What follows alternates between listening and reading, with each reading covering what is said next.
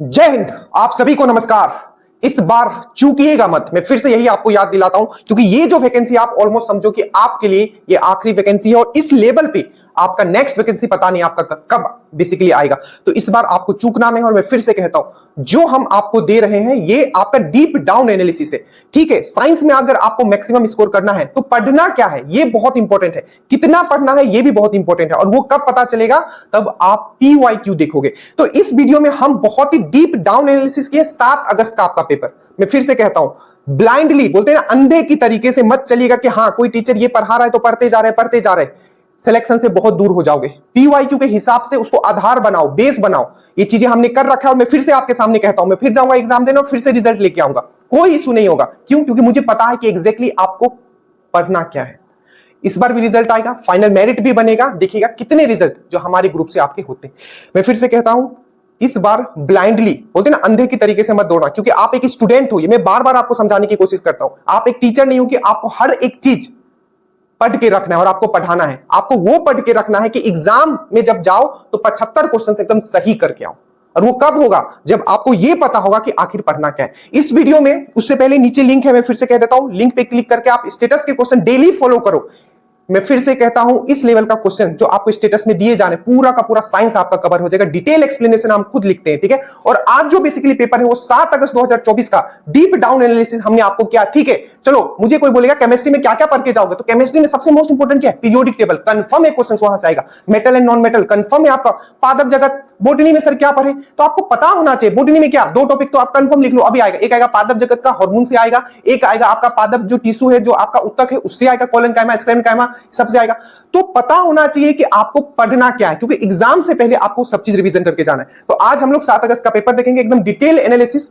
25 question है, 100 question हमने इसमें एक्सप्लेन किया है। इसको अच्छे से कंप्लीट कर लीजिए, देख लीजिए कि क्या क्या टॉपिक से क्वेश्चंस आए हैं, उसको नोट डाउन करके। और फिर से चैनल सब्सक्राइब करके रखिएगा, एक भी वीडियो आप मिस मत कीजिएगा। जिस डायरेक्शन में मैं आपको ले जा रहा हूं एकदम ब्लाइंडली फॉलो कर सकते हो। ड्रीम डोज को सब्सक्राइब करके रखिएगा।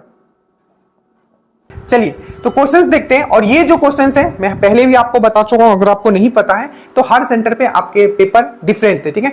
तो एक पेपर तो बहुत वायरल भी हो रहा था, आप लोगों को मिला भी होगा, ठीक है। तो उसका एनालिसिस हम लोग बाद में करेंगे। ये जो स्टूडेंट ने भेजा था, बहुत मेहनत किया उसने, पूरा अच्छे से लिख के भेजा, तो उसको हम लोग एनालिसिस करते हैं। इससे आप ये भी समझ पाओगे कि आखिर क्वेश्चंस पूछे कहां जा रहे हैं, ठीक है। देखिए, सबसे पहला क्वेश्चन था आपका कि न्यूक्लियस का डिस्कवर किसने किया था। आप मेरी बातों पे ध्यान रखिएगा कि मैं क्या कर पा रहा हूं। बाइलिंगुअल मेहनत किया गया, हिंदी इंग्लिश दोनों वालों को समझ में आएगा।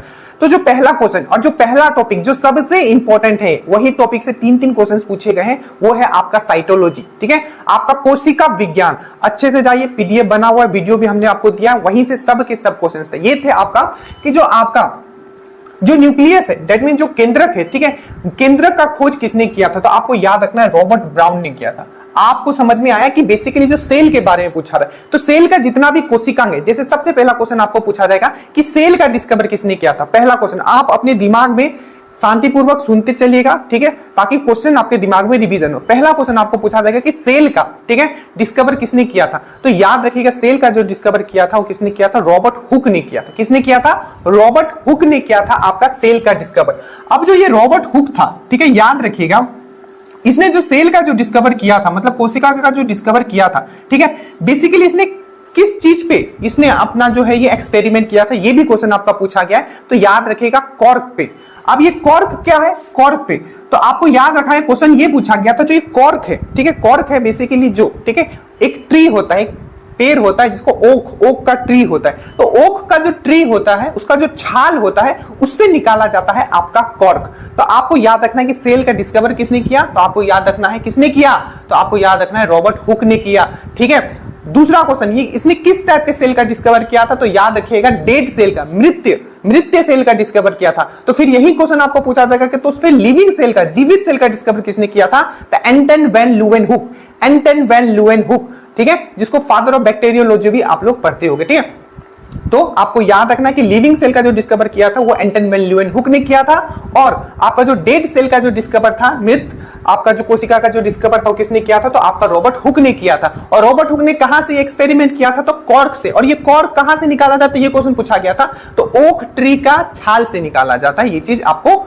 याद रखना है। यही क्वेश्चन आपको घुमा देगा और केमिस्ट्री में आपको पूछ लेगा कि फादर ऑफ न्यूक्लियस, केंद्रक के पिता किसको बोला जाता है, केमिस्ट्री के अगर टर्म में बोला जाए तो आपको याद रखना है वो है आपका रदरफोर्ड। ये वही रदरफोर्ड है जिसने नाइट्रोजन का भी डिस्कवर किया था, याद रखिएगा। तो जो पहला ये जो टॉपिक था आपका, याद रखना है, ये जो न्यूक्लियस से पूछा गया था, और न्यूक्लियस जो है आपको याद रखना है, ठीक है। आपको क्वेश्चन पूछ लिया जाएगा। मैं फिर से कहता हूं, अगर आप ड्रीम डोज से जुड़े हो, ठीक है, तो आप लोगों से डिफरेंट हो, ठीक है। आप चीजों को सिर्फ रट नहीं रहे हो, चीजों को आपको कनेक्ट करना है और कनेक्ट करके कंसेप्ट डेवलप करना है। यहां न्यूक्लियस से पूछा गया तो आपके दिमाग में ये भी आना चाहिए कि बहुत बार क्वेश्चन पूछा जाता है कि जो न्यूक्लियस है, जो आपका कोशिका है, ठीक है, जो कोशिका है, इसका दिमाग किसको कहा जाता है, तो आपको याद रखना है कोशिका का जो दिमाग कहा जाता है, ठीक है। और पूरा सेल को जो कंट्रोल करता है, ठीक है, वो कौन है आपका, वो है आपका ये न्यूक्लियस। तो ब्रेन किसको बोला जाता है, पूरा सेल का ब्रेन, कोशिका का पूरा ब्रेन किसको बोला जाता है, तो न्यूक्लियस। एक क्वेश्चन यहां और छपता है कि जितने भी कोशिकाएं हैं, जितने भी सेल ऑर्गेनेल्स है, उसमें सबसे बड़ा सेल ऑर्गेनेल्स कौन सा है, तो आपको याद रखना है कि सबसे बड़ा जो सेल ऑर्गेनेल्स है वो न्यूक्लियस ही है। और 3 ऐसे, ठीक है, कोशिकांग है जिनके अंदर डीएनए मिलता है। एक है आपका न्यूक्लियस जिसके अंदर डीएनए और आरएनए दोनों मिलता है। एक है आपका क्लोरोप्लास्ट, हरित लवक, जो कि कहां मिलता है, याद रखना, ये यूपीपीसीएस में पता नहीं कितनी बार पूछा गया। 2 ऐसे, ठीक है, न्यूक्लियस को छोड़कर 2 ऐसे आपके कोशिकांग जिसमें डीएनए मिलता है। एक है आपका क्लोरोप्लास्ट। क्लोरोप्लास्ट को हम लोग किस नाम से जानते हैं, किचन ऑफ सेल, कोशिका का किचन के नाम से जानते हैं। तो क्लोरोप्लास्ट जो कि सिर्फ प्लांट में मिलता है, ठीक है, और एक माइटोकॉन्ड्रिया। तो माइटोकॉन्ड्रिया और जो क्लोरोप्लास्ट है, ये 2 कोशिकांग, ठीक है, ये 2 सेल ऑर्गेनेल्स, दोनों में डीएनए मिलता है।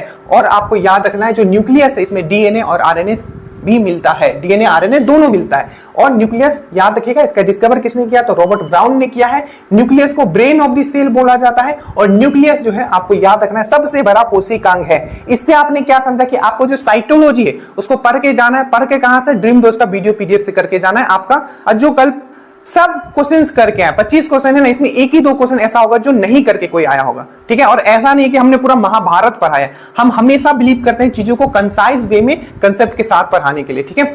चलिए, दूसरा क्वेश्चन था आपका, ठीक है, कि जो जुर्वा, ठीक है, जुर्वा खनिज किसको कहा जाता है, तो ये आपको डायरेक्टली एक क्वेश्चन है, ठीक है, जो बहुत एग्जाम में रिपीट होता है। एक है आपका जिंक, एक है आपका लीड। लीड मतलब होता है सीसा। अब देखो यहाँ जिंक है। अब ये जो मेनली क्वेश्चन है आपको, ये मेटल है नॉन मेटल से, जो दरोगा दे रही क्वेश्चन सेम टॉपिक से पूछा गया। एक भी मतलब 99% ऐसा मानो जो टॉपिक दरोगा में पूछा जाता है ये भी हुए, एकदम कन्वेंशनल साइंस था आपका। देखिए, तो ये है आपका 2 खनिज, एक है जिंक, एक है आपका लीड। अब देखो जिंक का अगर हम लोग बात करें, ठीक है, तो जिंक का लेप चढ़ाया जाता है आपको किसका, जंग लगने से बचने के लिए। और जंग का फॉर्मूला आपको हमेशा याद रखना है क्योंकि ये बहुत दरोगा में बहुत बार पूछा गया, ठीक है। डिस्कस करते हुए चल रहा हूं, यहां से क्वेश्चंस आपके आएंगे। देखिए, तो जिंक का अगर हम लोग बात करें, सबसे पहले याद रखना है क्वेश्चन पूछा जाता है कि फिलोसोफर ऊल, ठीक है, फिलोसोफर ऊल मतलब जब इसको जलाओगे ना तो एकदम जो जैसे कॉटन होता है ना उस तरीके से पूरा धुआं धुआं फैल जाएगा कॉटन की तरह, ठीक है। तो फिलोसोफर ऊल किसको बोला जाता है, तो जिंक ऑक्साइड को आपको याद रखना है। और एक लीड से हमेशा क्वेश्चन पूछा जाता है जो रेडियो धर्मिता होती है, ठीक है, जो रेडियो धर्मिता होती है उसका जो सबसे आखिरी प्रोडक्ट होता है वो क्या होता है, वो आप पढ़ोगे रेडियो एक्टिविटी में, मैंने पढ़ाया भी है कि जो रेडियो एक्टिविटी होता है उसका जो आखिरी प्रोडक्ट होता है, लास्ट में जो बचता है वो क्या बचता है, तो आपका लीड ही बचता है। और जिंक से आपको ये भी याद रखना है, जिंक अगर ऑक्साइड में अगर बोलता हूं तो हमेशा याद रखना 2 चीज, एक है आपका एल्यूमिनियम ऑक्साइड और एक है आपका जिंक ऑक्साइड। तो एल्यूमिनियम, बातों पे ध्यान दीजिएगा, ठीक है। एक है आपका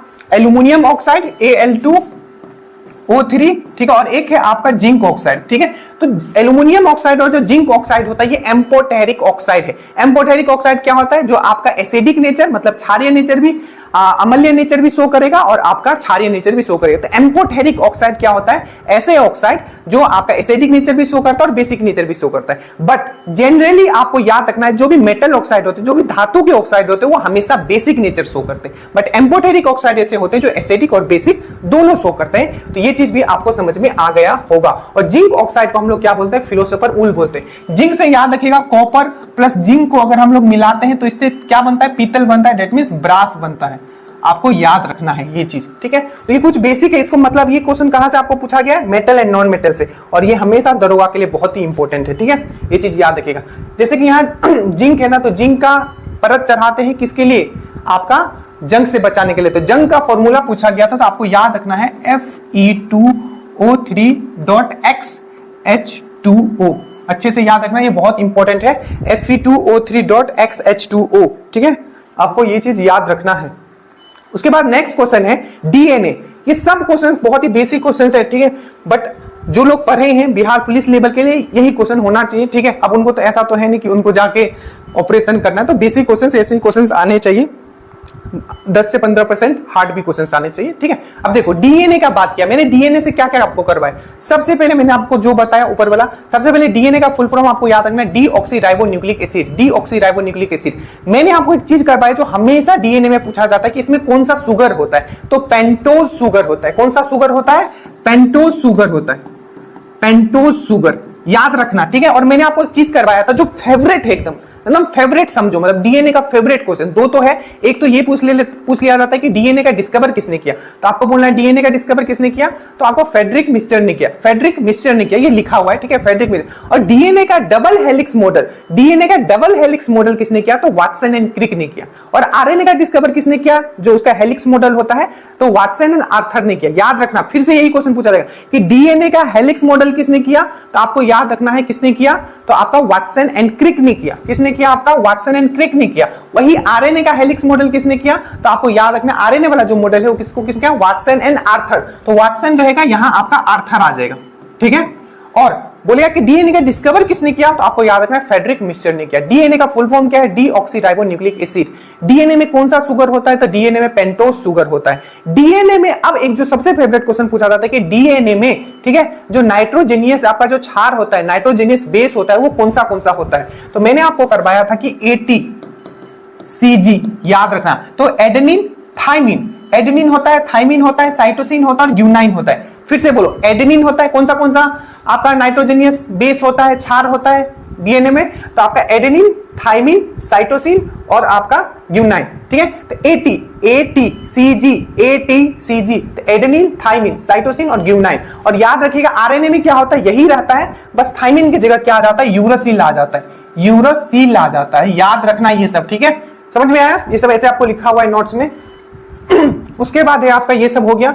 ये देखिए, ये डायरेक्टली आपका मैक्सिमम मैंने स्टेटस में भी ये सब क्वेश्चंस डाला है, तो शुरू से अगर आप स्टेटस, तो ये भी क्वेश्चन स्टेटस में मैंने डाला था। जितने भी मेजरिंग इंस्ट्रूमेंट है, ठीक है, अब से मैं ऐप पे भी क्या करूंगा, एक ऐसा फोल्डर बनाऊंगा जिसमें जितना भी स्टेटस वाला क्वेश्चन होता है मैं वहां डाल दूंगा। सब बिहार पुलिस तो उसी से निकल जाता है आपका साइंस। ठीक है, देखिए ये पाइरोमीटर बहुत लोगों ने नहीं किया होगा, हो सकता है हाई टेम्परेचर जो नापता है, उच्च तापमान जो नापा जाता है। ठीक है, देखो, तो ये जो भी क्वेश्चन हमने किया है, ये डीएनए वाला किया हमने। ठीक है, ये डिस्कवर ऑफ न्यूक्लियस, ये सब जो कहां से था, साइटोलॉजी। तो साइटोलॉजी एक चैप्टर हो गया। दूसरा मेटल एंड नॉन मेटल आपका केमिस्ट्री से पढ़ के जाना है। ठीक है, उसके बाद ये एक जो है आपका question periodic table. Periodic table जितना मैंने आपको पढ़ा दिया है उससे एक क्वेश्चन बाहर नहीं आएगा। और जैसा कि मैं हमेशा कनेक्ट करवाता हूं, याद रखिएगा कनेक्शन इंपॉर्टेंट है। चाहे आपका लाइफ में कनेक्शन हो, चाहे आपका स्टडी में कनेक्शन हो, जितना ज्यादा कनेक्शन रहेगा, ठीक है, आप कनेक्शन मतलब ये नहीं कि पढ़ाई के समय वो कनेक्शन बनाना, कनेक्शन मतलब होता है लोगों का से कनेक्ट, नेटवर्किंग जिसको बोला जाता है। कोई भी अगर किसी पद पे है, बड़े पद पे, तो नेटवर्किंग के कारण, नेटवर्किंग देखो तो मैं हमेशा जब भी आपको पढ़ाता हूं तो मैं कैसे समझाता हूं। अगर मैंने सोडियम के बारे में बात किया तो मैंने क्या बोला था कि सिंबल याद रखा कीजिए। क्या? तो पूछा गया था कि जो सोडियम का है सिंबल क्या होता है। ठीक है, एक तो पूछा गया नहीं, वो आगे पूछा गया था कि आयरन का सिंबल क्या होता है। यहां पूछा गया था कि जो सोडियम का एटॉमिक नंबर क्या होता है। मैंने बहुत बार करवाया। सोडियम से सबसे पहला मैंने आपको करवाया था कि ये क्या है, ये एक आपका क्या है, ये एल्केली मेटल है। क्या है आपका? एल्केली मेटल है। क्या है आपका? एल्केली मेटल है, जो कि फर्स्ट ग्रुप में आता है, पहला क्वेश्चन। दूसरा मैंने आपको क्या करवाया था, इसका सिंबल क्या होता था, Na, एन कैपिटल, ठीक है, स्मॉल a। उसके बाद मैंने आपको क्या करवाया था, इसका जो, ठीक है, जो आपका एटॉमिक नंबर होता है कितना होता है, 11, याद भी मैंने करवाया। Hydrogen, helium, lithium, beryllium, boron, carbon, nitrogen, oxygen, fluorine, neon, sodium, 11 है इसका। ठीक है, तो 11 क्या है, इसका एटॉमिक नंबर है। और मैंने आपको सोडियम से मैंने आपको क्या करवाया था, तो सोडियम एक क्या है, बहुत ही रिएक्टिव क्या है आपका मेटल है। क्या है आपका? बहुत ही रिएक्टिव मेटल है। इसलिए सोडियम हो गया, पोटासियम हो गया, तो रिएक्टिविटी सीरीज जरूर याद करके जाइएगा। ठीक है, मैं आपको ग्रुप में डाल दूंगा। ठीक है, तो आपका जो सोडियम है वो हमेशा किरासन में रखा जाता है। तो ये क्वेश्चन पूछा गया था, और एक क्वेश्चन पूछा गया था आपका आयरन से, तो उसको हम आगे डिस्कस करेंगे। ये डीएनए हो गया, ये डीएनए एक इसमें से कोई पूछा गया था, ये सब आपका कोशिका से है, ठीक है। ये सोडियम और ये ट्विंस वाला जो है आपका मेटल एंड नॉन मेटल से, ठीक है। मतलब जो आपका ये दो हो गया सोडियम, ये सब ये आपका धातु और अधातु से। उसके बाद है आपका पायरोमीटर। तो ये जो पायरोमीटर वाला है, ये जो है आपका मेजरिंग इंस्ट्रूमेंट से, इसको बहुत ही अच्छे से हमने करवाया था, ठीक है। मेजरिंग इंस्ट्रूमेंट में मैंने लिस्ट 20 आई थिंक 10-12 मैंने लिस्ट भी आपको दिया था। मेजरिंग इंस्ट्रूमेंट ये आपका फिजिक्स का क्वेश्चन है। मेजरिंग इंस्ट्रूमेंट जैसे यहाँ पायरोमीटर दिया हुआ है, पूछ लेगा कि टैकोमीटर क्या करता है। तो आप मुझे कमेंट करना कितने लोगों को पता है कि टैकोमीटर क्या करता है, नीचे आपको कमेंट करना है, ठीक है। टैकोमीटर क्या करता है, मेजरिंग इंस्ट्रूमेंट से। उसके बाद आते हैं हम लोग ये पोषण, ये अभी रिसेंटली आपको बायोलॉजी में करवाया गया था। तो पूछा गया कि विटामिन के का जो केमिकल नेम क्या होता है। विटामिन के से मैंने सबसे पहले केमिकल नेम कुछ बात करो। विटामिन ए के बारे में मैंने बताया, तो उसको क्या बोला जाता है, रेटिनॉल बोला जाता है। उसके बाद मैंने बोला था कि विटामिन ए के बाद बी कॉम्प्लेक्स आता है, तो विटामिन बी1 को थायमिन बोला जाता है, विटामिन बी2 को राइबोफ्लेविन बोला जाता है, विटामिन बी3 को नाइसिन बोला जाता है, ठीक है। विटामिन बी5 को आपको पेंथेनोइक एसिड बोला जाता है, विटामिन बी12 को साइनोकोब्लामाइन बोला जाता है, विटामिन बी9 को फोलिक एसिड बोला। तो ये जो मैंने आपको करवाया है, ये सब चीज आपके बायोलॉजी के नोट्स में है, ठीक है। तो ये है बेसिक था, ऐसे आप कहीं से आप भी पढ़ सकते हो, इसमें कुछ बड़ा क्वेश्चन नहीं है ये। तो विटामिन के, अब एक चीज मैंने बताया था कि जो विटामिन के जो है, ठीक है, ये दो ऐसे विटामिन होते हैं, ठीक है, जो आपके कहा बॉडी में बनते हैं। एक तो विटामिन डी के बारे में बताया था, जिसको हम लोग हार्मोन विटामिन भी बोलते हैं, जिसको हम लोग सनशाइन विटामिन भी बोलते हैं, ठीक है। और विटामिन डी की कमी से आपको रिकेट्स हो जाता है। यहां है विटामिन के, ठीक है। तो विटामिन के जो है आपका ब्लड क्लॉटिंग के लिए बहुत इंपॉर्टेंट। ब्लड क्लॉटिंग मतलब रक्त का थक्का जमना, मतलब अगर मान लो यहाँ कट लग गया तो उसका थक्का जमना बहुत इंपॉर्टेंट है, ठीक है। तो उसका थक्का जमना बहुत ही इंपॉर्टेंट है, तो उसके लिए विटामिन के इंपॉर्टेंट होता है। मैंने ये भी बताया था कि विटामिन के भी जो हमारे बॉडी में बनता है, और कहां बनता है, तो आंत में बनता है। और आंत में क्या बनाता है इसको, तो बैक्टीरिया बनाता है। कौन सा, तो ई कोली बैक्टीरिया बनाता है। तो ये विटामिन वाला पक्का याद रखिएगा। और विटामिन का जो ये शब्द है, विटामिन शब्द किसने दिया था, तो ये फंक ने दिया था।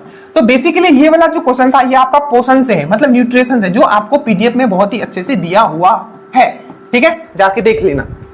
उसके बाद है कि आयोडीन की कमी से कौन सा रोग होता है। बेसिक क्वेश्चन है, सबको पता है। ये है आपका आयोडीन का, ये है आपका हार्मोन से क्वेश्चन, मतलब अंतस्रावी ग्रंथि जब आप पढ़ोगे तो उसमें ये दिया हुआ बेसिक क्वेश्चन है। तो खैर सबको पता होगा कि आयोडीन की कमी से क्या होता है, तो गोइटर होता है। अब यहां देखो बेसिकली आयोडीन क्या है, मैंने आपको बताया था, ये भी पोषण वाला है, पोषण वाला चैप्टर से क्या है, ये दोनों पोषण वाला चैप्टर से। अब याद करो, मैंने आपको बताया था आयोडीन, आयोडीन क्या है, एक सूक्ष्म, ठीक है, आपका सूक्ष्म पोषण है। मतलब ये माइक्रो न्यूट्रिएंट्स है, मतलब जो कम मात्रा में हमें चाहिए। और ये क्यों चाहिए, ताकि हमारा थायराइड ग्लैंड जो है अच्छे से काम करे। पहला क्या है, ये माइक्रो न्यूट्रिएंट्स है। दूसरा ये क्यों चाहिए, ताकि हमारा थायराइड ग्लैंड है वो अच्छे से काम करे। अगर ये नहीं खाओगे तो थायराइड ग्लैंड में फूल जाता है, वो बढ़ जाता है, ठीक है। अब इसी चीज को अगर हम लोग आयोडीन को देखें, और आयोडीन को अगर हम लोग केमिस्ट्री के टर्म में अगर हम लोग देखते हैं, ठीक है, हमेशा करने कर, तो आयोडीन के बारे में मैंने आपको एक चीज बताया था कि आयोडीन एक ऐसा अधातु है, आयोडीन एक ऐसा अधातु है, ठीक है, क्या, जो लस्चरस है, मतलब चमकीला है। देखिए जितने भी आपके अधातु होते हैं बेसिकली उनका प्रॉपर्टी होता है कि नॉन लस्चरस हो गए, मतलब वो कभी चमकेगा नहीं, उसमें चमक नहीं होता है। बट आयोडीन एक ऐसा नॉन मेटल है, ठीक है, अधातु है, जो कि लस्चरस है। ये क्वेश्चन पूछा गया है, ठीक है। नेक्स्ट क्वेश्चन, जो आयोडीन ये किस आपके जो ग्रुप से बिलोंग करता है, तो आपको याद रखना है ये आपका 17वां नंबर का जो ग्रुप है, 17 नंबर का जो ग्रुप है, उससे आपका ये बिलोंग करता है, आपको अच्छे से याद रखना है। और दूसरा आपको याद रखना है ये आपका कौन सा, उस ग्रुप का नाम क्या है, तो हैलोजन है। पीरियोडिक टेबल से क्वेश्चंस 2 से 3 रहने की पूरी संभावना है, ठीक है। तो ये आपका आयोडीन था। उसके बाद है लिंबू, ये सब तो बेसिक क्वेश्चन है, ठीक है, इसको हार्ड बनाया जा सकता था अगर इसमें फॉर्मूला पूछ लेता। तो मैं आपको बता चुका हूं बीपीएससी में फॉर्मूला पूछा गया है, तो आप फॉर्मूला भी याद रखिए। सबसे पहले अगर पूछा गया कि नींबू में कौन सा एसिड होता है, मैंने बहुत बेसिक से करवाया आपको ये सब।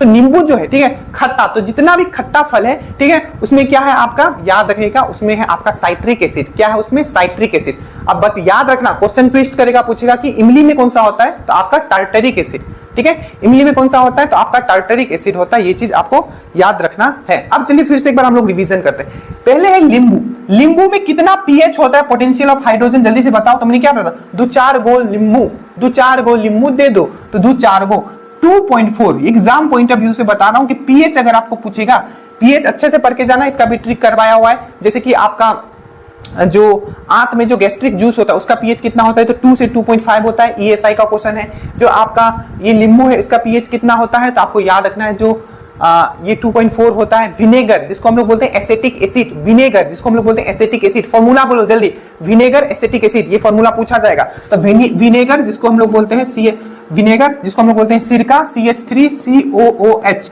ये विनेगर या सिरका का फॉर्मूला है CH3COH। इसका कितना होता है pH, तो 3 होता है, ठीक है। समुद्र का जो जल होता है उसको पचा नहीं पाते हो तो उसका कितना होता है 8.5, 85 होता है 8.5। ये सब आपको कराया हुआ है तो आपको याद रखिएगा 8.5 होता है आपका किसका 85, पचा नहीं पाओगे आप किसका सी का जो मतलब समुद्र का जो जल होता है, ठीक है। सिरका का pH कितना होता है, तो pH सिरका का 3 होता है। नींबू का कितना होता है, तो 2.4 होता है। गैस्ट्रिक जूस का कितना होता है, तो 2 से 2.5 होता है, दोनों में जो दिया होगा, ठीक है। अब देखो नींबू में होता है साइट्रिक एसिड, आप फिर से याद करो। जो आपका एप्पल है, ठीक है, एप्पल में क्या होता है, एप्पल में कौन सा एसिड होता है, तो आपको याद रखना है मैलिक एसिड। एप्पल में क्या होता है, मैलिक एसिड। एप्पल का कलर लाल क्यों होता है, एंथोसाइन के कारण। किससे, एंथोसाइन के कारण। दूसरा आपको याद रखना है जो पालक होता है, ठीक है, या आपका टमाटर होता है, तो इसमें कौन सा होता है, तो ऑक्सैलिक एसिड। क्या होता है, टमाटर, सब्जी है दोनों, तो टमाटर और आपका पालक में कौन सा होता है, तो आपको याद रखना है टमाटर और पालक में जो होता है आपका याद रखना है वो क्या होता है, तो वो होता है आपका ऑक्सैलिक एसिड। क्या होता है आपका ऑक्सैलिक एसिड आपका होता है टमाटर और पालक में, ठीक है। टमाटर पालक हो गया। उसके बाद आप आगे बढ़ते हैं, ठीक है। जैसे कि हमने बोला कि एप्पल में होता है मैलिक एसिड, ठीक है, और एप्पल लाल क्यों होता है, एंथोसाइन के कारण। उसी तरीके से अगर पूछे टमाटर का लाल क्यों होता है, तो वो होता है आपका लाइकोपीन के कारण। आपको पता है बाकी और अगर मैं बात करूं, ठीक है, कि जितना खट्टे फल में क्या होता है, साइट्रिक एसिड होता है। हमारे पेट में कौन सा एसिड होता है, तो HCl होता है, हाइड्रोक्लोरिक एसिड। हाइड्रोक्लोरिक एसिड को किस नाम से जानते हैं, तो ब्यूरेटिक एसिड के नाम से जानते हैं, म्यूरेटिक एसिड के नाम से, म्यूरेटिक एसिड के नाम से जानते हैं, ठीक है। और जो हो गया, ये हो गया, चलिए इतना हो गया, ऑक्सैलिक हो गया। हाँ, अब जो डंक होता है, ये क्वेश्चन पूछा गया था, आई थिंक ये किसी और सेट में था, मैं इसको लिख भी देता हूं कि जो आपका जो चीटी होता है उसमें कौन सा एसिड होता है, तो फॉर्मिक एसिड। की क्या होता है, फॉर्मिक। और फॉर्मूला पूछा गया, पता नहीं मैंने कितनी बार आपको बताई है, HCCOH। देखिए अगर आप जो भी बोलता हूं या लिखता हूं उसको नोट डाउन कर लीजिए, ठीक है, या आप उसको दिमाग में रखने की कोशिश कीजिए अगर आपको याद है पहले से तो, ठीक है। तो फॉर्मिक एसिड होता है। तो ये एक क्वेश्चन था, आपको पता होगा। इसका मैं फिर से बोलता हूं, दूध में क्या होता है, तो लैक्टिक एसिड होता है, याद रखिएगा। और टर्मरिन में मतलब आपका इमली में टार्टरिक एसिड। और याद रखिएगा कि जितने वीडियोस एंड पीडीएफ दिए गए उससे बाहर आपको कुछ नहीं पढ़ना है, सिर्फ अगर स्पीडी एनालिसिस भी अगर आप कर लेते हो और प्रीवियस एनालिसिस, तो ये सब बन जाता आपका, ठीक है। उसके बाद है आपका स्टार्च। ये देखिए, ये क्वेश्चन अभी थोड़ा दिन पहले आपका जो बीपीएससी ट्री के क्वेश्चन में था कि स्टार्च के जो आपका प्लांट होता है चाहे फ्लावर होता है, जो भी आपका प्लांट है चाहे आपका फ्लावर है, वो जो है अपना खाना किस फॉर्म में स्टोर करता है। जैसे कि अगर यही चीज आपको अगला बार चेंज कर दे, पूछ ले कि जो ह्यूमन बीइंग होता है वो अपना खाना किस फॉर्म में स्टोर करता है, तो आपको याद रखना है ग्लाइकोजिन। ग्लाइकोजिन के फॉर्म में करता है। और कहां स्टोर करता है, तो आपको याद रखिएगा आपका लीवर में करता है और आपका मसल में करता है। ग्लाइकोजिन क्या है, तो बेसिकली एक कार्बोहाइड्रेट ही, पर ये पॉलीसेकेराइड कार्बोहाइड्रेट है, ठीक है। तो ह्यूमन बीइंग किस फॉर्म में अपना खाना स्टोर करता है, ग्लाइकोजिन के फॉर्म में। कहां करता है, तो लीवर में करता है और मसल में करता है। वही अगर आपको क्वेश्चन पूछे कि जो प्लांट हो चाहे फ्लावर हो किस फॉर्म में करता है, तो स्टार्च के फॉर्म में करता है। और स्टार्च भी आपका क्या है, पॉलीसेकेराइड कार्बोहाइड्रेट। और याद रखिएगा प्लांट का जो कोशिका भित्ति बना होता है वो किससे बना होता है, मतलब सेल वॉल किससे बना होता है प्लांट का, तो आपका सेलुलोज से बना होता है, वो भी एक पॉलीसेकेराइड है, ठीक है। एक आया था, देखो ये इलेक्ट्रोमैग्नेटिक स्पेक्ट्रम। अगर आप फिजिक्स का जो मैंने प्लेलिस्ट बनाया था, अगर आपने उसको कंप्लीट किया है, तो जैसे ही मैंने लाइट स्टार्ट किया उसमें इलेक्ट्रोमैग्नेटिक स्पेक्ट्रम के बारे में मैंने बताया, ठीक है। जैसे कि सबसे ज्यादा एनर्जी जो होगा किस रे का होगा, किस रे का सबसे ज्यादा एनर्जी होगा, तो आपको बोलना है कि गामा रे का। किसका, आपका जो गामा रे उसका सबसे ज्यादा एनर्जी और सबसे भेदने की जो क्षमता होगी किसमें होगा, तो वो भी सबसे ज्यादा भेदन की क्षमता जो भी होगा वो भी गामा रे में होगा। तो सबसे ज्यादा एनर्जी भी गामा रे में, सबसे भेदन क्षमता भी ज्यादा गामा रे में। बट बोले कि सबसे ज्यादा आयोनीकरण किसमें होगा, तो अल्फा रे में। पूरा सीरीज याद करके जाना, ठीक है, बहुत ही बेसिक है। गामा, ठीक है, गामा, एक्सरे, यूवी। तो विजिबल यहां पूछा था, जो विजिबल रे होता है, ठीक है, क्या है, जो विजिबल रे जो होता है, ठीक है, जो दृश्य प्रकाश जो होता है, ठीक है, उसका जो है आपका जो उसका फ्रीक्वेंसी रेंज कितना होता है, तो टेट्राहर्ट्ज में होता है, वो 400 से लेके 800 हर्ट्ज होता है, टेट्राहर्ट्ज। ये जाके देख लेना, ये भी आपका मैंने पिक्चर से मैंने आपको समझाया, ठीक है। तो ये जो लाइट वाला चैप्टर है, लाइट वाला चैप्टर से भी हमेशा दरोगा में भी क्वेश्चन पूछा गया, इसमें भी स्कैटरिंग परिकिरणन से क्वेश्चन पूछा गया, तो आगे डिस्कस करेंगे, ठीक है। उसके बाद ये देखो, ये सब क्वेश्चन, मधुमेह रोगियों को इंसुलिन दिया जाता है, पूछा गया था कि इंसुलिन जो है बेसिकली किस टाइप के रोगियों को दिया जाता है। तो मैंने बहुत अच्छे से आपको समझाया था, जो इंसुलिन जो होता है, ठीक है, जो इंसुलिन जो होता है? देखिए, जब सबसे पहले बताओ कि इंसुलिन जो है कौन सा पार्ट हमारा बनाता है, तो पेनक्रियाज बनाता है। पहला क्वेश्चन, इंसुलिन कौन बनाता है? तो जो पेनक्रियाज है वो बनाता है। और याद रखिएगा, पेनक्रियाज जो एक मिक्स्ड ग्लैंड है, मतलब वो अंतस्रावी ग्रंथि भी है और बाह्यस्रावी ग्रंथि, मतलब वो क्या है, इंडोक्राइन ग्लैंड भी है और एक्सोक्राइन ग्लैंड भी है। तो पेनक्रियाज क्या है, इंडोक्राइन ग्लैंड भी है और एक्सोक्राइन ग्लैंड भी है। सबसे बड़ा ग्लैंड तो क्या है, वो लीवर है। पर दूसरे नंबर का, यही दरोगा का क्वेश्चन है, दूसरे नंबर का जो सबसे बड़ा ग्लैंड है वो कौन सा है? तो आपका पेनक्रियाज है। और पेनक्रियाज में क्या होता है? अल्फा सेल होता है, सेल मतलब कोशिका, अल्फा सेल होता है, बीटा सेल होता है और आपका गामा सेल होता है। तो जो उसका बीटा सेल है, तो बीटा सेल में एक जगह होता है आपका आइलेट्स ऑफ लंगरहंस। तो याद रखिएगा, इंसुलिन कहां से बनता है? तो आपका पहला क्वेश्चन आपको याद रखना है, आपका किससे? तो पेनक्रियाज से। पेनक्रियाज का कौन सा वाला पार्ट? दूसरा क्वेश्चन, तो आपको याद रखना है इसका बीटा सेल से। बीटा सेल से बनता है, आइलेट्स ऑफ लंगरहंस के बीटा सेल से। इंसुलिन का काम क्या होता है? तो हमारे बॉडी में जो भी ग्लूकोज है, वो ग्लाइकोजिन में वो चेंज कर देता है। अगर ये नहीं होगा तो जो ग्लूकोज है वो ग्लाइकोजिन में चेंज नहीं होगा और हमारे बॉडी में स्टोर नहीं होगा, तो जो हमारा ब्लड है उसमें ग्लूकोज का मात्रा बढ़ जाएगा, जिससे आपको क्या हो जाएगा? डायबिटीज हो जाएगा। तो याद रखिएगा कि जो आपका पेनक्रियाज का जो बीटा सेल है वो क्या रिलीज करता है? इंसुलिन हार्मोन रिलीज करता है, याद रखिएगा। और अगर वो रिलीज नहीं होगा तो डायबिटीज हो जाता है। इसीलिए जब वो रिलीज नहीं होता है तो बाहर से आपका इंसुलिन का आपका क्या लेना पड़ता है? आपका इंजेक्शन लेना पड़ता है। तो यहां क्वेश्चन ये था कि इंसुलिन जो है इसमें कौन सा, आई थिंक मेटल पूछा हुआ था, ठीक है, मधुमेह रोगियों के लिए इंसुलिन, ठीक है, इंसुलिन, तो इस टाइप का क्वेश्चन था, ठीक है, पूछा गया था। जैसे कि ब्लड में क्या होता है? आयरन होता है, ये चीज याद रखिएगा, ठीक है। क्लोरोफिल में क्या होता है? आपका मैग्नीशियम होता है। उसी तरीके से इंसुलिन में क्या होता है? आपका जिंक होता है। तो यही इस टाइप से मिला के पूछा गया था, ये चीज मैंने आपको पहले भी बताया। उसके ऐसा ही इकाई, ठीक है, तो जो एम्पियर है, ठीक है, मतलब जो आपका करंट है, ठीक है, करंट जो होता है, ठीक है, जो करंट जो होता है, इलेक्ट्रिसिटी करंट, ठीक है, उसका ऐसा यूनिट क्या है? देखो, टोटल 7 फंडामेंटल यूनिट है, वो सबका देख के जाना। जैसे कि टाइम का ऐसा यूनिट क्या है? तो आवर नहीं है, सेकंड है, ठीक है। उसी तरीके से आपको पूछा जाएगा कि टेम्परेचर का ऐसा यूनिट क्या है? तो वो केल्विन है। तो ये फिजिक्स का जो फंडामेंटल है, ठीक है, 7 फंडामेंटल यूनिट है, वहां से क्वेश्चन पूछा गया। तो एम्पियर जो है, एम्पियर किसका है? ये करंट का है, करंट का एम्पियर, ठीक है। वोल्टेज का वोल्टेज, चार्ज का क्या होता है? आवेश का कूलम होता है, ठीक है। ये पूरा मैंने एक टॉपिक ही आपको करवाया बेहतरीन तरीके से। उसी तरीके से आपको पूछ जाएगा कि चुंबकीय जो फ्लक्स होता है उसका क्या है? तो वेबर है। चुंबकीय फ्लक्स घनत्व का, दैट मींस फ्लक्स डेंसिटी का क्या है? तो टेस्ला है, ठीक है। उसी तरीके से आपको याद रखना है रेजिस्टेंस का क्या है? तो ओम है, ठीक है, याद रहेगा। तो पूरा आप पढ़ के जाना यूनिट वाला, और 7 फंडामेंटल यूनिट तो पक्का पढ़ के जाना। टाइम का सेकंड होता है, केल्विन, टेम्परेचर का केल्विन होता है, ठीक है, मास का किलोग्राम होता है। तो ये जो है सब पढ़ के जाइएगा, बहुत इंपॉर्टेंट है। तो ये 13 क्वेश्चन हो गए। आगे आते हैं, उसके बाद ये देखिए, ये क्वेश्चन भी ट्रिक से आपको करवाया हुआ है कि साइंटिफिक नेम ऑफ पीकॉक क्या है। पूरा ट्रिक से आपको ये चीज आपको स्टैटिक जीके में भी करवाया गया, ठीक है, कि पीकॉक का बात क्या है। तो मैंने बताया था पीकॉक, पेबोक्रिस्टिया, क्राई कर रहा है, क्योंकि पीकॉक का क्या होता है? मोर पंख निकाल लेता है तो रो रहा है वो लोग, तो क्राई कर रहा है। तो पेबोक्रिस्टिया जो था, पूछा गया था साइंटिफिक नेम जो है पीकॉक का क्या है? पेबोक्रिस्टिया। उसके बाद पूछा गया था कि जो D2O होता है, भारी जल जिसको बोला जाता है, हैवी वाटर बोला जाता है, ठीक है, इसका काम क्या है? इसी से एक रिलेटेड क्वेश्चन था। तो देखो, हैवी वाटर का सबसे पहला क्वेश्चन आपको याद रखना है कि इसका डिस्कवर किसने किया था? तो आपको याद रखना है यूरे ने किया था। ये क्वेश्चन पूछा गया है। उसके बाद इसका जो मॉलिक्यूलर वेट होता है, ठीक है, मॉलिक्यूलर जो वेट होता है इसका कितना होता है? तो 20 होता है, ठीक है। तो मॉलिक्यूलर वेट जो होता है इसका 20 होता है। तो याद रखना इसका मॉलिक्यूलर वेट। तो मॉलिक्यूलर वेट जो है इसका आणविक जो द्रव्यमान होता है, ठीक है, मॉलिक्यूलर जो इसका वेट होता है, ठीक है, आणविक भार जो होता है इसका, ठीक है, वो कितना होता है? मॉलिक्यूलर वेट या आणविक भार जो होता है 20 ग्राम पर मोल। याद रखेंगे। डिस्कवर किसने किया था इसका? तो आपको याद रखना यूरे ने किया था। इसको क्या बोलते हैं? ड्यूटेरियम ऑक्साइड बोलते हैं, ठीक है। और याद रखें इसका 2 सबसे बड़ा यूज है। एक तो इसको आपका मॉडरेटर, मंदक के रूप में यूज किया जाता है। आपका कहां? आपका जहां रेडियो एक्टिविटी का यूज किया जाता है एनर्जी प्रोडक्शन के लिए, ठीक है। तो इसको एज ए मंदक यूज किया जाता है। दूसरा, इसको एज ए शीतलक, कूलेंट भी यूज किया जाता है। तो एज ए मंदक भी यूज किया जाता है, एज ए आपका शीतलक भी यूज किया जाता है, मतलब कूलेंट, और एज ए मॉडरेटर यूज किया जाता है। नेक्स्ट आप याद रखोगे इसका डिस्कवर यूरे ने किया था। इसका मॉलिक्यूलर वेट 20 ग्राम पर मोल है। तो ये चीज आपको याद रखना है। ये रेडियो एक्टिविटी में है, तो ये भी समझ में आ गया कि रेडियो एक्टिविटी से क्वेश्चन पूछे जा रहे हैं। उसके बाद न्यूटन का तीसरा नियम पे क्वेश्चन था। अगेन देखो, Fleming left hand rule, right hand rule, Newton का तीसरा रूल, ये सब चीज आपको करवाया हुआ है। बस आपको सब वीडियोस देख के जाना है। तो जो रॉकेट है वो आखिर किस सिद्धांत पे काम करता है? तो लीनियर, ठीक है, न्यूटन के थर्ड लॉ ऑफ मोशन पे काम करता है, न्यूटन का जो तीसरा नियम है, ठीक है, गति का जो तीसरा नियम है उस पे वो काम करता है कौन, आपका इक्वल एंड ऑपोजिट रिएक्शन जिसको हम लोग बोलते हैं, तो न्यूटन के थर्ड लॉ पे वो काम करता है, ये चीज आपको याद रखना है, ठीक है।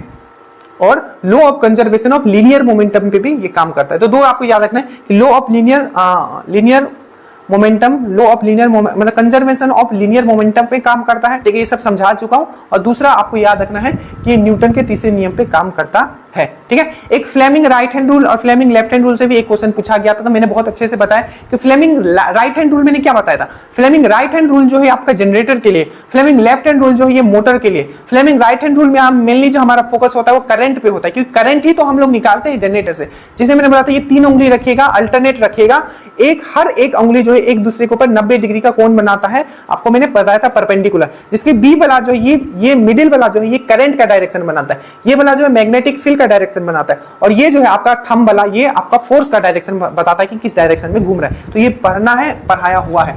उसके बाद है प्लांट हार्मोन, एक पेज में दे दूंगा, बहुत ही अच्छे से बनाया हुआ है, इवन जो पहले से पढ़े हुए मुझसे उनको तो ये आता होगा। 2-3 क्वेश्चन आपको प्लांट हार्मोन से पूछा जा सकता है, और एक आई थिंक पूछा भी गया था, आई थिंक आपसे एब्सिसिक एसिड पे पूछा गया था या ऑक्सिन पे। तो याद रखिएगा कि कौन सा ऐसा हार्मोन है, प्लांट हार्मोन है, ठीक है, जिसके कारण पत्ता झड़ता है, तो वो है आपका एब्सिसिक एसिड। कौन सा, एब्सिसिक एसिड। दूसरा क्वेश्चन आपको ये पूछा जा सकता है, अगर कौन सा, ठीक है, अगर आपका हार्मोन का कमी हो गया तो जो पेड़ है वो बौना हो जाएगा, तो जिब्रेलिन। कौन सा, जिब्रेलिन, याद रखना। और नेक्स्ट आपको पूछा जा सकता है, ठीक है, कि कौन सा ऐसा प्लांट हार्मोन है, ठीक है, जो गैस फॉर्म में मिलता है, तो वो है आपका इथाइलिन। C2 कहा गया, इथाइलिन क्या है, प्लांट में एक गैस हार्मोन है। इसका फॉर्मूला याद रखना, इसका CH2 डबल बॉन्ड CH2 याद रखना। और इथाइलिन देखिए नेचुरल तरीके से, ठीक है, जो प्लांट में, ठीक है, जो आपका फल पकाता है वो क्या है, वो इथाइलिन ही है, ये एक गैस हार्मोन है, याद रखिएगा। उसके बाद आता है प्रकाश का परिकिरण पे, that means scattering of light पे क्वेश्चन था। तो स्कैटरिंग ऑफ लाइट में मैंने थोड़े दिन पहले भी आपको जो प्रीवियस ईयर PDF है उसे मैंने एक्सप्लेन करके दिया था। परिकिरण, scattering, blue colour of sky, ठीक है, ब्लू कलर ऑफ आपका सी का जो ब्लू कलर होता है, स्काई का जो ब्लू कलर होता है। और एक सबसे इंपॉर्टेंट क्वेश्चन, ठीक है, सूरज निकलने से पहले और डूबने के बाद भी एक लालिमा हमको दिखाई देता है, वो भी क्यों होता है, तो स्कैटरिंग के कारण ही होता है, ठीक है। टिंडल इफेक्ट क्यों होता है, तो वो भी स्कैटर के कारण होता है, टिंडल इफेक्ट, याद रखना है ये सब, ठीक है। उसके बाद एक क्वेश्चन पूछा गया था, इसको मैं ड्रॉ करके बता देता हूं कि एक देखिए ये सब चीज ना मैंने करवा के रखा, अगर आपको पता हो, ठीक है। एक क्वेश्चन पूछा गया था, देखिए ये वाला पक्का पढ़ के जाना, ये एक मिरर है, ठीक है, ये एक दर्पण है। तो पूछा था कि जो दर्पण का ये होता है आपका कर्वेचर, ये होता है आपका फोकल, और ये होता है आपका पोल। तो पूछा गया था जो कर्वेचर और फोकस में आखिर रिलेशन क्या है। तो कर्वेचर मैंने बहुत बार बताया कि कर्वेचर क्या होता है, हमेशा दुगना होता है आपका फोकस का। तो ये रिलेशन पूछा गया था, ये बहुत बार मैंने करवा रखा है। मैं फिर से वही बोलूंगा कि सिर्फ अगर आप एनालिसिस वीडियो भी अगर आपने देखा है, स्पीडी एनालिसिस और प्रीवियस ईयर एनालिसिस, आपका काम बन गया, आपसे आगे कोई है नहीं, ठीक है। उसके बाद मैंने आपको यह भी समझाया था कि जो दर्पण है इसमें 2-3 चीज याद रखना, जैसे कि कहां हम लोग अपना ऑब्जेक्ट रखेंगे, ठीक है, कहां हम लोग अपना ऑब्जेक्ट रखेंगे, ठीक है, वस्तु रखेंगे, ताकि देखो ऑब्जेक्ट मतलब वस्तु, ठीक है, इमेज मतलब प्रतिबिंब, ठीक है। तो कहां हम लोग ऑब्जेक्ट रखेंगे ताकि उसका इमेज जो है सेम बने, तो आपको याद रखना है कर्वेचर पे। अगर कर्वेचर पे रखते हो तो उसका जो इमेज जो है वो कर्वेचर पे ही बनेगा और सेम साइज बनेगा। फिर से कहां रखोगे अपना वस्तु को ताकि वो उसी साइज का हो, तो आपको याद रखिएगा कर्वेचर पे जब रखोगे, ठीक है, तो वो उसी साइज का बनेगा और कर्वेचर पे ही बनेगा। ये मैं कॉनकेव मिरर अवतल दर्पण का बात कर रहा हूं। दूसरा आपको पूछा जाएगा कि कहां हम लोग अपना ऑब्जेक्ट को रखे, वस्तु को रखे, ताकि जो हमारा इमेज है, प्रतिबिंब है, वो फोकस पे बने। तो जब इन्फिनिटी पे रखोगे, जब इन्फिनिटी पे रखोगे तब आपका जो है आपका इमेज जो है फोकस पे बनेगा। और अगर आपने फोकस पे रखा अपने वस्तु को तो आपका इमेज कहां बनेगा, तो आपका इमेज जो बनेगा वो आपका इन्फिनिटी पे बनेगा। एक क्वेश्चन और, जैसे कि अवतल दर्पण जो होता है वो हमेशा रियल और इन्वर्टेड इमेज बनाता है, मतलब वास्तविक और उल्टा आपका प्रतिबिंब बनाता है आपका अवतल दर्पण, कॉनकेव मिरर, ठीक है। तो कहां रखने, ठीक है, ताकि जो इमेज जो बने वो आपका वर्चुअल बने, मतलब वास्तविक नहीं बने। तो आपको याद रखना जब हम लोग फोकस और पोल के बीच में रखते हैं आपका वस्तु, तब क्या बनता है, ये वर्चुअल बनता है। मतलब ये वर्चुअल मतलब क्या होता है, मतलब ये वास्तविक नहीं बनता है। ऐसे जब भी वो बनाएगा वास्तविक और उल्टा बनाएगा, बट अगर हम फोकस और पोल के बीच में रखते हैं तो वास्तविक नहीं बनाएगा, ठीक है, वर्चुअल बनाएगा, ठीक है। तो ये वाला रिलेशन पूछा गया था कि वक्रता मतलब कर्वेचर और फोकस के बीच में क्या रिलेशन है, तो वक्रता जो है ट्वाइस है आपका फोकस का। एक पूछा गया था आपका हाइड्रोजन पे देखो, हाइड्रोजन पे तो मैंने आपको महारत हासिल करके दिया हुआ है, मैंने आपको बताया था, देखो ये क्वेश्चन, कि हाइड्रोजन जो है, ठीक है, जब भी हाइड्रोजन क्या एक ज्वलनशील गैस है, पहला ज्वलनशील गैस है, इसीलिए हम लोग हाइड्रोजन में बहुत एनर्जी होता है। मैंने आपको बताया कि हाईएस्ट कैलोरीफिक वैल्यू होता है। कैलोरीफिक वैल्यू मतलब 1 ग्राम अगर आप हाइड्रोजन अगर जलाओगे तो उससे बहुत एनर्जी निकलेगा। हाईएस्ट कैलोरीफिक वैल्यू, ठीक है, हाईएस्ट कैलोरीफिक वैल्यू क्वेश्चन ये पूछा गया था, ठीक है, कि कौन सा ऐसा गैस है, ठीक है, जो जब जलता है तो पॉप पॉप का साउंड देता है। सिंपल सी बात है, पॉप पॉप बॉम्ब, ठीक है, हाइड्रोजन। तो हाइड्रोजन जब उसमें बहुत सारा था, CO2 ये सब था, कंफ्यूज नहीं होना था। अगर CO2 से अगर आवाज आता तो हमारे वातावरण में भी बहुत सारा CO2 है, तो हमें हर जगह पॉप पॉप पॉप साउंड आता। तो पूछा गया तो कौन सा ऐसा गैस है जब जलता है तो पॉप साउंड आता है, तो ये है आपका हाइड्रोजन। क्यों? हाइड्रोजन एक ज्वलनशील गैस है, तो जब भी वो गैस ऑक्सीजन से मिलता है तो पॉप आवाज देता है। पहला क्वेश्चन, तो ये पॉप साउंड देता है जब ये बर्न करता है। क्या होता है? बर्न करता है तो ये पॉप साउंड देता है। नेक्स्ट, जो हाइड्रोजन है इसका डिस्कवर किसने किया था? हेनरी कैवेंडिश ने किया था। किसने किया था? हेनरी कैवेंडिश ने किया था। सबसे हल्का तत्व कौन सा है? सबसे लाइटेस्ट एलिमेंट कौन सा है? तो आपको लाइटेस्ट एलिमेंट आपको याद रखना है तत्व, वो है आपका हाइड्रोजन। मैंने आपको हाइड्रोजन बताया था कि एक ऐसा तत्व है जिसमें आपका क्या होता है? न्यूट्रॉन नहीं होता है। तो आपको पूछा जाएगा कि कौन सा ऐसा तत्व है, ये भी पीरियोडिक टेबल का क्वेश्चन है, तो आपको याद रखना है कौन सा ऐसा है, तो वो है आपका हाइड्रोजन है जिसमें आपका न्यूट्रॉन नहीं होता है। नेक्स्ट आपको पूछा जाएगा कि इसका कितना आपका समस्थानिक होता है, आइसोटोप होता है, तो आपको 3 होता है। एक याद रखना है प्रोटियम, ध्यान से यही फंसाता है, ट्राइटियम की जगह कुछ और लिखा रहता है, तो प्रोटियम, ठीक है, उसके बाद ड्यूट्रियम, उसके बाद ट्राइटियम। तो ट्राइटियम याद रखना, प्रोटियम, ड्यूट्रियम और ट्राइटियम। और एक और क्वेश्चन पूछा जाता है, जो ये ट्राइटियम है, ठीक है, हाइड्रोजन का ऐसा कौन सा समस्थानिक है, ठीक है, जो आपको याद रखना है, जो कि एक रेडियोधर्मिता शो करता है, रेडियो एक्टिविटी शो करता है, तो है आपको याद रखना है ट्राइटियम, ठीक है। ऐसे और भी बहुत सारे क्वेश्चन पूछेंगे जो हमने आपको करवाए, बट एटलीस्ट आप इतना याद रखो। देखिए, जिनका भी आगे एग्जाम है, अभी सिर्फ साइंस का बात करेंगे, नेक्स्ट वीडियो में हम किसी और चीज का बात करेंगे, ठीक है। तो अभी मैं बस जो मैं आपको बता रहा हूं उस पर आपको फोकस करना है, ठीक है। देखिए, सबसे पहला बात, जितना आपको स्पीडी एनालिसिस दिया गया और प्रीवियस ईयर क्वेश्चंस का एनालिसिस दिया गया, ऐप पे सीक्वेंस वाइज में डाला है, उसको आप खत्म कर लीजिए, ठीक है, जो स्पेशली हमसे जुड़े हुए हैं, ठीक है। और जो YouTube पे देख रहे हैं उनके लिए भी स्पीडी एनालिसिस का आपको प्लेलिस्ट मिल जाएगा, वो आप देख लीजिएगा। बाकी जो बैच पे है तो उनको पूरा का पूरा एक्सेस है, बैच का बैच पे जाएगा, पूरा स्पीडी एनालिसिस और प्रीवियस ईयर एनालिसिस देख लीजिए।